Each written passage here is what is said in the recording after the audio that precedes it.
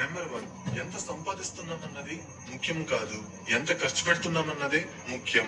నెలకి ₹1,00,000 సంపాదిస్తూ 95,000 రూపాయలు ఖర్చు పెట్టే వాడికన్నా నెలకి 50,000 సంపాదిస్తూ 40,000 ఖర్చు పెట్టేవాడే బెటర్.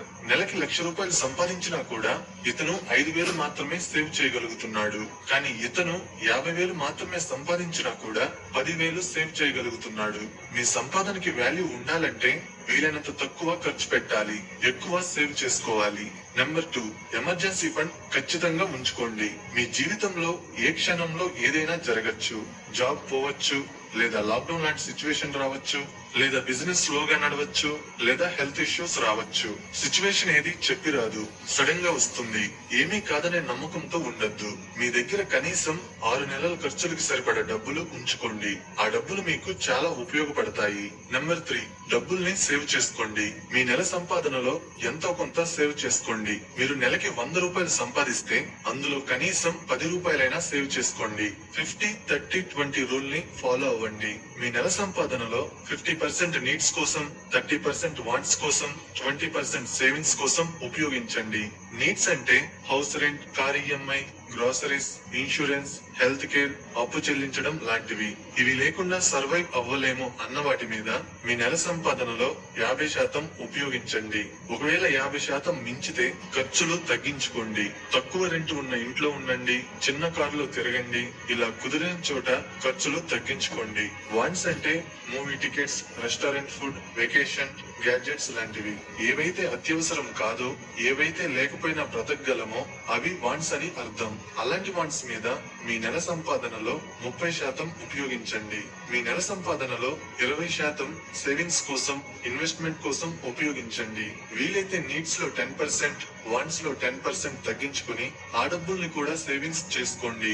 50-30-20 రూల్ ని ఫాలో అయితే మీ ఫైనాన్షియల్స్ హెల్తీగా ఉంటాయి. నెంబర్ 4, ఇన్వెస్ట్ చేయండి. మీరు సేవ్ చేసే డబ్బుల్లో కనీసం 5-10% వరకు ఇన్వెస్ట్మెంట్ కోసం ఉపయోగించండి. అసలు ఎందుకు ఇన్వెస్ట్ చేయాలి?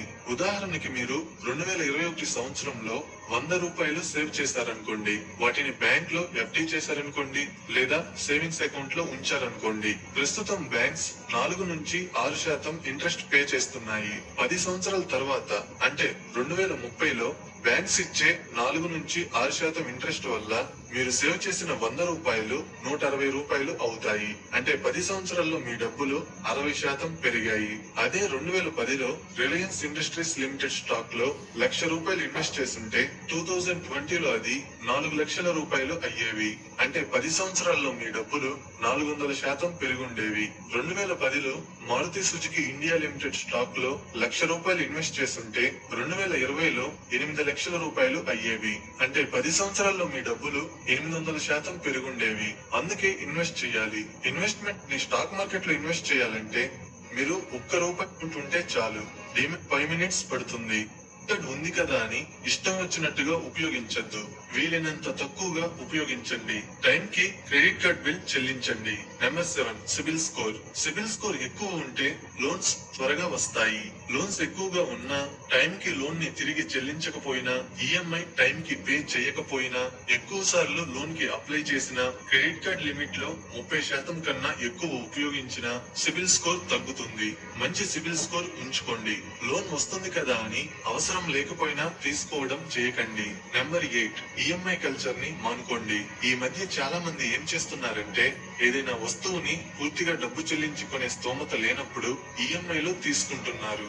ఈఎంఐ పద్ధతిలో చెల్లించొచ్చు కదా అనే నమ్మకంతో లోన్లు కూడా తీసుకుంటున్నారు. అది కరెక్ట్ కాదు. మీరు జాబ్ మానేయాలనుకున్నప్పుడు ప్రతి నెల ఈఎంఐల భారం మీ మీద ఉంటే ఆ భయంతో మీరు జాబ్ మానేయలేరు. కొన్ని మంత్స్ జాబ్ మానేసి రెస్ట్ తీసుకోవాలన్నా తీసుకోలేరు. ఒకవేళ జాబ్ పోతే ఈఎంఐల వల్ల ఫైనాన్షియల్ గా చాలా ఇబ్బందులు ఎదుర్కోవాల్సి ఉంటుంది.